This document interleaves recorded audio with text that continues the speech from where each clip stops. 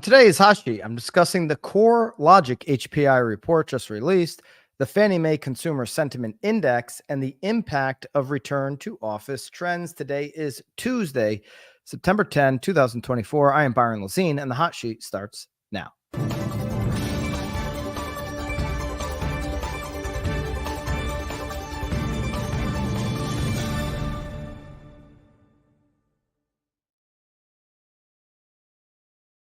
Good morning. Welcome into today's edition of the Hot Sheet, the only show on the internet that goes live every Monday through Thursday with your 24-hour look back on housing. If you get value from the Hot Sheet and what we do here at BAM each and every day, hit the thumbs up on this live stream. This is how we reach more people, as well as subscribing to the channel. Later on today, I will be releasing a new Real Word pod with my co-host, Nicole White. So stay tuned for that.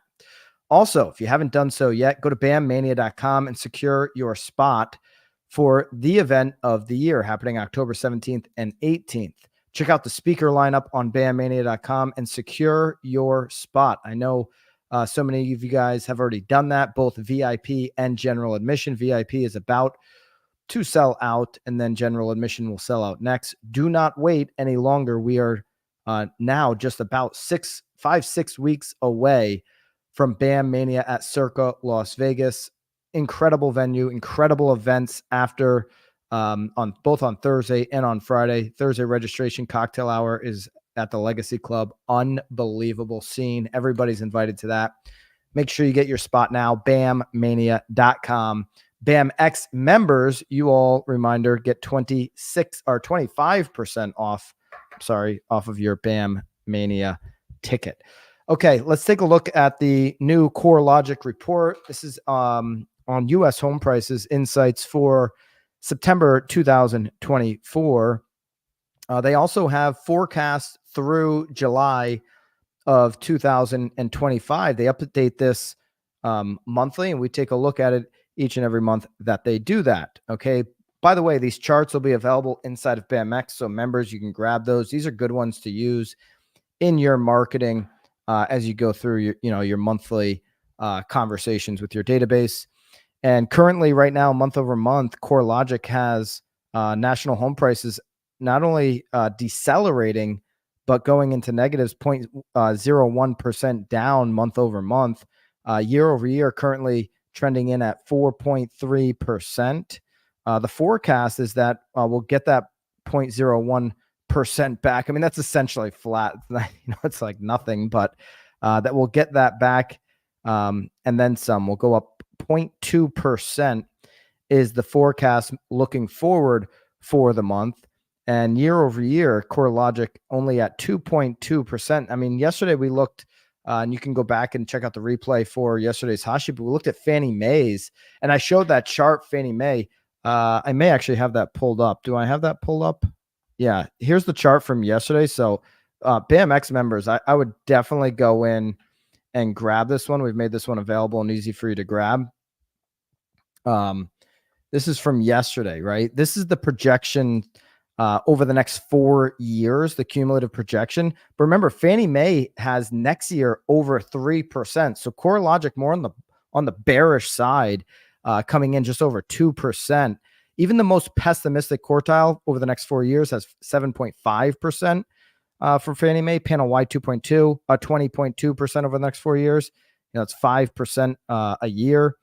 And then the most optimistic are up over 30%. And the reason why I think that chart's important is for buyers who are waiting for like this huge price drop. Like even the most pessimistic housing experts that Fannie Mae surveyed still have the home market going up over the next 4 years.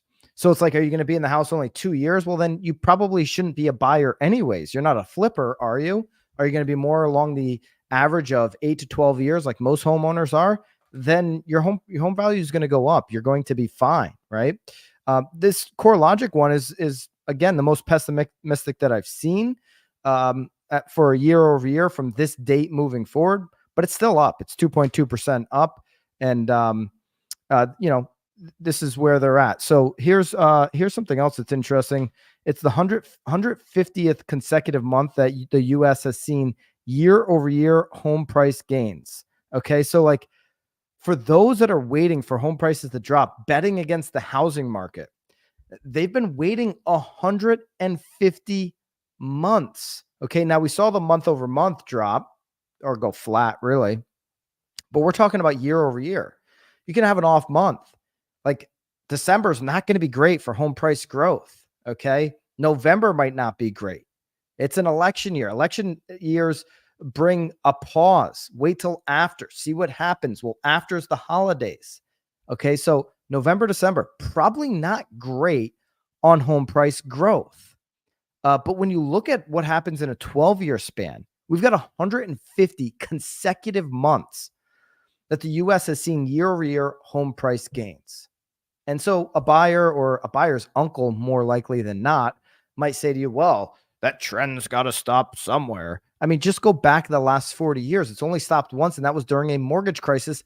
And the mortgage crisis has been corrected. Go, Mr. Uncle, go try to get a loan. Like, take a look at all the hoops you've got to jump through. Tell me if you enjoy the experience. Okay. Nationally, here's national and state look here, zooming out a little bit. Nationally, home prices, again, 4.3% year over year in July. Now, the states with the biggest gains, as no states posted home price declines year over year. The ones with the biggest gains were Rhode Island at 10.6, Jersey 9.7, Connecticut coming in at 8.3, South Dakota at 8.1, and Illinois at 7.5. Those were the biggest gainers. You see, the states that were hit the hardest was that southeast to Texas. So Florida, by the way, Texas, Louisiana, hopefully Francine is small and not going to cause any issues for you guys. But you see there that it's southeast, which is decelerating the fastest on home price. It's also where we're seeing inventory pick up the most. Okay, here are the top 10 metros as CoreLogic defines them. Miami up 9.1%. Boston at 5.5%. Washington 5%. Chicago 7.2%. Houston just at 2%. Denver just at 1.4%. Phoenix 3.5%. San Diego and Vegas both up over 6%. Vegas actually hitting 7%, and then LA at 4%. Those are the 10 large U.S. metros. They all performed positively. Houston and Denver pulling up the rear. Obviously, Chicago and Miami hitting the top spots there on those metros. Here are the top 10 markets that are at a risk of a home price decline, according to CoreLogic. You've got Florida dominating the list yet again. 3 of the 5, Gainesville, Palm Bay, and Lakeland, all at a 50 to 75% confidence score of home price declines. You also have Atlanta Metro, which includes Sandy Springs and Roswell, also coming in at number 3 on the list. And then Ogden, Clearfield, Utah is number 5 on the list, all at 50 to 75% confidence score, where there is a high to very high probability of a price decline in those metros moving forward, according to CoreLogic. Okay, there's your CoreLogic report for September 2024. Again, headline is they actually had the month over month numbers on a slight, ever so slight decline. We could really call that flat. They have us moving forward, up month over month, year over year at 4.3%, year over year moving forward at 2.2%. Okay, Fannie Mae just put out their national housing survey, and there's some interesting stuff in here that we should take a look at. The Fannie Mae August Home Price Sentiment Index, it's their HPSI. Consumer optimism about future mortgage rates increased. So we'll get into all of that. So this is their consumer sentiment index. And I think there's some interesting information in here. So let's now dig into it here. Interesting regional variations emerge in home selling sentiment. 80% of consumers in the Northeast say it's a good time to sell a home. compared to only 56% in the South. This couldn't be more true. I mean, just look at the inventory. Northeast has been on a rip. We just looked at CoreLogic's numbers. You had, Jersey and Connecticut and these Northeast places leading the pack there. I think top three were all Northeast on home price appreciation. That's due just to, lack of inventory. Okay. The South certainly has a lot more inventory, a lot more building happens in the South. Okay. Only 56% of people say it's a good time to sell because the window has shut considerably in the South. Look at South Florida right now. Inventory is ripping up, and there are areas where prices are actually not just decelerating, but dropping. That hasn't happened in the Northeast because of the lack of inventory. Okay. The West and the Midwest are sitting in the middle of that survey. So Northeast, good time to sell. And I would agree with that. If you've got a property to sell, what would you be waiting for more than a perfect storm right now in the Northeast and South? You've got to make that decision. Do I think, things are going to get even harder in some parts of the South? Yeah, obviously I do with some of the inventory. Do I think that's a long-term multi-year issue? I really don't. So you got to make that decision. If you're a seller, do you pull the trigger now, or do you, keep that property for whatever options that you have? Not many people obviously can have those options. The home purchase sentiment index increased by 0.6 to 72.1 in August. So home purchase sentiment isn't all that bad considering, right? I mean, look at where the 30-year is at. It's at the lowest point in about a year and a half. So that's great news for home buyers, and looks like it's trending lower. And then we have inventory at the highest level since, 2020. So there are some positives for home buyers. I mean, it's not, we're not in 15, 16, 17, 18, 19. We're not in those time frames anymore. But the sentiment is about as good as it was, at the end of 2021 when rates were still at, 3% at the end of 2021. So it's like, the sentiment really hasn't changed since 21. Why was the sentiment, down in the low 70s when rates were that low? That kind of puzzles me. I think the sentiment should have been higher there. I don't think enough people took advantage of that crazy opportunity, but the competition was so fierce for those that did take advantage that's where that sentiment took a hit. Okay. Buying conditions, though, only 17% say it's actually a good time, even though that sentiment score doesn't seem to be taking that big of a hit. Bad time, 83%. I would argue against that. Consumers, saying 83%. It's also something I'd point out to them, like, hey, this is how your competition, if you're a buyer, what's your competition? Your competition is other buyers competing with your home. Well, if everybody is, part of that sheep herd saying, hey, 83% feel like it's a bad time, they're going to wait on the winter. Winter months always bring the lowest prices. Winter months is always the, best time to buy. Always go back 20 years, pull up your MLS stats and look at the low prices always happen in January, December, February, which means even sometimes March, which means those home buyers were locking into those home purchases in November, December, January. That's when they were going under contract. Okay. We are starting to enter really favorable conditions for buying. Inventory is up the highest since 2020. Rates are the lowest in a year and a half. And you get those winter sellers that have to sell, and you get those lowest prices when you look at a 12-month cycle. We're entering the time frame when you get the lower prices. Okay, so it's one of those things. If everybody's going one direction, sometimes it's smart to take a look at the other direction. If I'm a buyer, I'm at least taking a peek the other way. Selling conditions, good time 65%, bad time 34%. Home price outlook, 37% of consumers saying going up, 25% say going down. Listen, most of the projections all point towards up over a 4-year cycle, up in a pretty significant way. there's not much hope for a buyer to say, I'm going to wait for these home prices to crash. I mean, I think you can make that argument in a few markets, right? Southwest Florida, you could say, I think the prices are probably trending down a little bit here. And you're probably right. You can also negotiate, with the real sellers, you can future pace that drop in with a negotiation right now. Maybe parts of Texas, but there's not many parts of the country where you can really, with any certainty talk about home prices moving down all that much. Mortgage rate outlook, 39% now believe it will go down. Job loss concerns, 78% of consumers are not concerned, yet 21% are concerned. That month over month change is up 1%.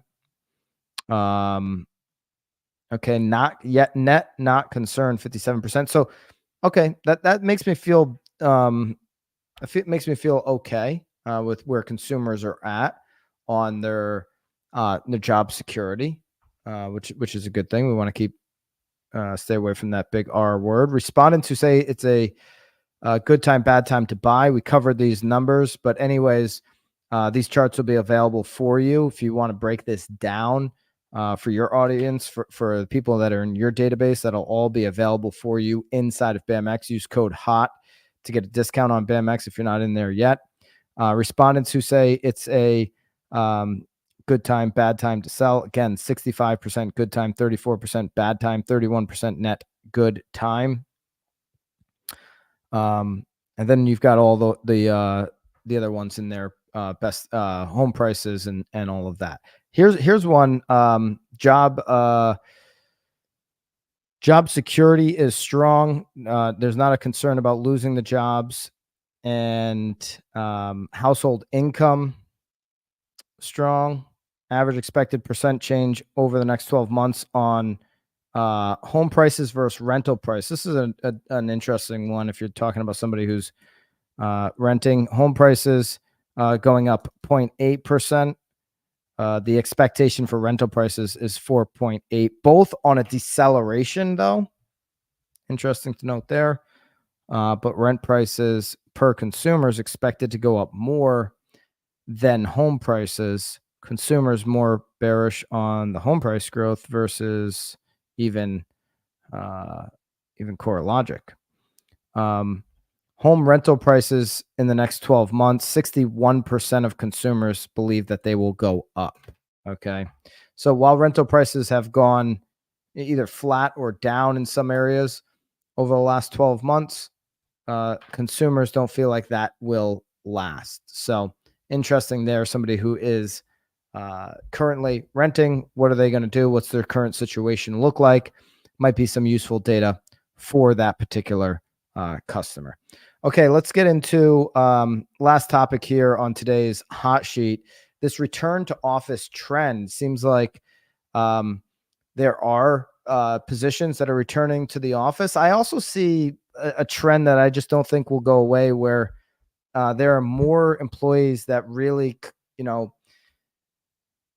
don't want to use the word demand, because employees don't have the leverage that they once had on this case, but certainly desire, I guess would be the better word, an ability to work at home at times, or have a blend between the two. All right. So realtor.com and placer.ai did a study, and they have some data that reveal how these return to office trends are impacting housing markets. So we're looking at the housing markets, not the office sector on this one. Obviously, you can look at office sector, and that would, certainly paint a different story. Okay. Hybrid work models driving demand for suburban homes near major cities like Miami, think New York, Dallas, while office foot traffic nationwide continues to rise. Interesting. Reaching its highest level since the pandemic, office foot traffic. Okay. So here's some nationwide office visit data. July 2024, so just this summer, visits. Office building visits in July 2024 were down 27.8% compared to July 2019. Okay. Down more than a quarter on the comparison to July of 2019. Foot traffic levels, July 2024, Foot traffic reached 72.2% of July 2019 levels, even a wider gap than the office visits, marking its highest level, though, since the pandemic. So improving there. Man, office buildings just getting absolutely crushed across the country, specifically in major cities. Comparison to the previous month, July 2024 outpaced June 2024 in terms of these office visits. I don't know. This is really a scary situation. I think if these rates don't get lower, and we'll talk about that a little bit here as we wrap up. If the rates don't get lower and these office building owners are left holding the bag, we haven't heard much of that this year. It's been very quiet. Eventually, though, this has to blow up if those rates don't get lower, where they can refinance to make sense of the vacancy, the renegotiations on leases, the lack of traffic. Sometimes some of these office buildings and such also have some type of retail component, or maybe not retail, but some type of, coffee or, food component. If they don't have the traffic, how do those, businesses stay consistent? All of that is a major concern. If those rates don't come down. Here's a snapshot of the 5 back to work cities and how they're being affected. So this is realtor.com pulling the data from Placer. So Miami, 650,000. The number of homes for sale going up almost 13,000. Median days on the market is 66. Here's a quote from a real estate agent in Florida, Ron Myers. Because there was remote work option available, so many Florida, mainly South Florida, became the ultimate escape. Sunny weather, no staying, blah, blah, blah. You know what? That's changing is what I'm seeing. I'm here in South Florida and I love it and all that. But I hear a lot of people saying, don't think, I thought I was going to be able to spend more time. Thought that I'd be able to work from anywhere forever. Not the case, or just don't like it. And you're seeing some people flip on that. Okay. New York City, median list price comes in at 800,000. Number of homes for sales over 33,000. Median days on the market 75. Okay, Dallas, 450,000 on the list price. Just over 5,100 homes for sale. 47 median days on the market. So healthier median days on market than Miami and New York. Atlanta, median list price 400. Number of homes for sale 8,800 plus, 49 days on the market. And then we've got Washington, D.C. as the 5th location here. Just under 600,000 on the median list price, 8,100 plus homes for sale, and 49 days on the market there in Washington, D.C. Going a little bit deeper on this report, and I'll just go to the hot sheet show notes available to all the BAMX members. Grab those. Inside of BAMX, year-over-year growth across cities. All 11 analyzed cities saw year-over-year growth in office visits. So office visits are coming back. I just don't think they get to the level of 2019, probably ever. Okay, that's just, I think there is going to be some stickiness to this hybrid model. Miami recorded its highest year-over-year visit growth at 22.8%, followed by San Francisco and Los Angeles. Houston recorded year-over-year growth in office visits despite weather challenges. Continued recovery. July was the busiest office month since the pandemic. Shift in buyer preferences. Many home buyers now seek areas that offer a balance between personal and professional life, looking for more space, lower prices, and slower pace of life while being close enough to commute a few days a week. That, to me, is the preference. Is there a preference from a lot of employees, not all, but a lot of employees want a hybrid. So they want to live in a location where they can still have that hybrid, work environment at home. They can hybrid into the office, obviously a good community, and kind of have that mix, that best of both worlds.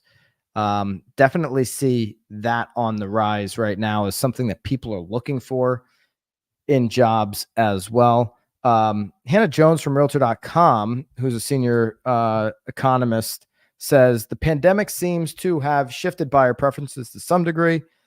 Many home shoppers are looking to balance their personal and professional lives by buying in areas that are close enough to the office to commute a few days a week, but want more space and lower prices.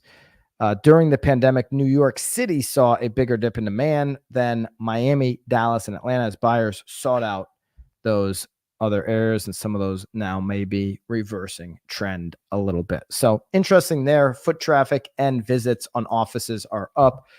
Good news for the owners of those buildings, and we'll see what happens in those really hot markets where buyers flock to during the pandemic. 10-year Treasury right now is at 3.697. Remember, we covered, what Logan Motoshami's thoughts from Housing Wire, that's going to be hard to stay under 3.7 without, or even under 3.8, I think, was his mindset, without, significant breakage in the labor market. So we'll see what happens there. This is a great number to be tracking.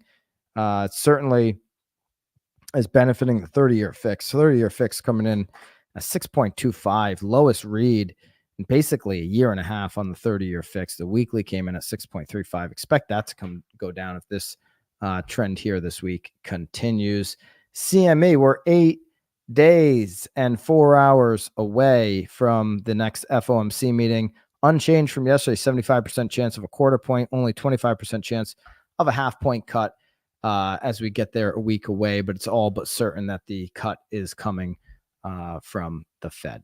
All right, there is your hot sheet here for this Tuesday. We will have a new Real Word pod up later here on the YouTube channel, wherever you listen on audio. So stay tuned for that later this afternoon. Of course, grab your ticket at bammania.com. BAMX members, you secure 25% off. If you're unsure of what your personal discount is on that, you can email jill@nowbam.com to get all set up on that and secure your ticket today for BAM Mania. Go to bammania.com. All right, I'll see you guys later on the Real Word Pod. Until then, toodaloo.